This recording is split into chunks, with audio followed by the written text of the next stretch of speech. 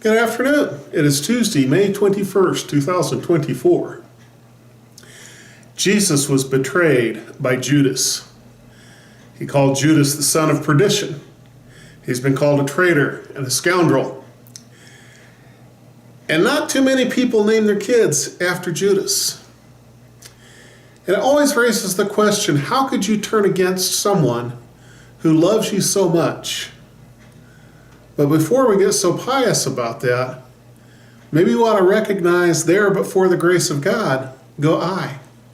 In Mark chapter 14, verses 10 and 11, and I'm reading from the New Living Translation, second edition, it says, Then Judas Iscariot, one of the 12 disciples, went to the leading priest to arrange to betray Jesus to them. They were delighted when they heard why he had come, and they promised to give him money.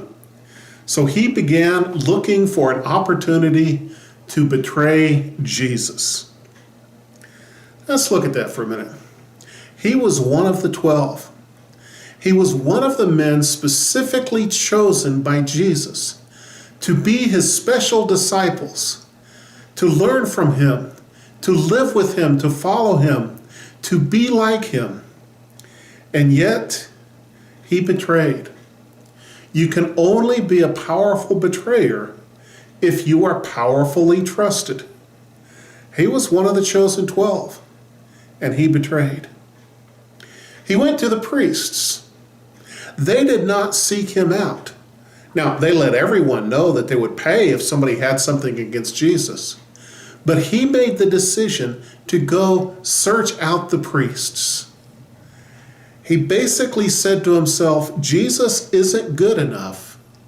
I need something more. That inner craving, that inner desire for something more is a very dangerous emotion for us to have. Judas chose to take them up on their offer so that they could arrange the betrayal. It was premeditated. It was thought out ahead of time.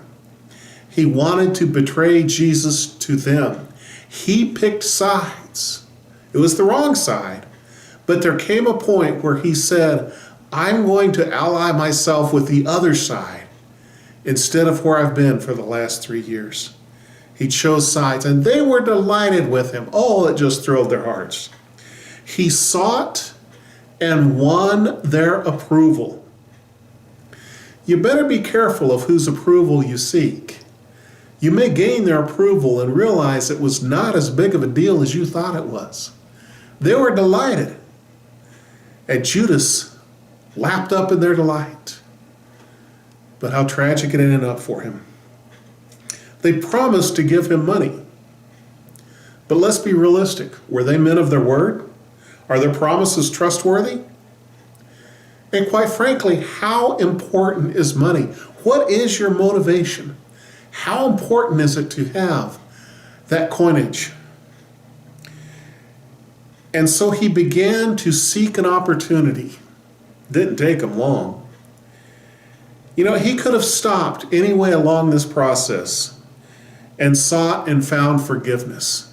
We could have had a whole different idea and vision of Judas if he had stopped and thought what he was doing and repented and found forgiveness. In the battle of good versus evil, we're asked to choose sides. And we're tempted to switch sides every once in a while. But look what he did. He sought the approval of the wrong people. So be careful whose approval you seek. Be careful whose approval you find invigorating and exciting. And choose sides carefully, because it comes a point where a side must be chosen, and you need to choose your sides carefully. And he did it for his greed, but also for his desire for something better, also for just wanting to be more important than he thought he was ever going to be. We need to look out for impure motives on our part and recognize when we want something that really shouldn't be wanted. And we need to seek God with all of our heart, soul, strength, and mind, and avoid falling into the traps that Judas did. May you choose right this week. God bless you.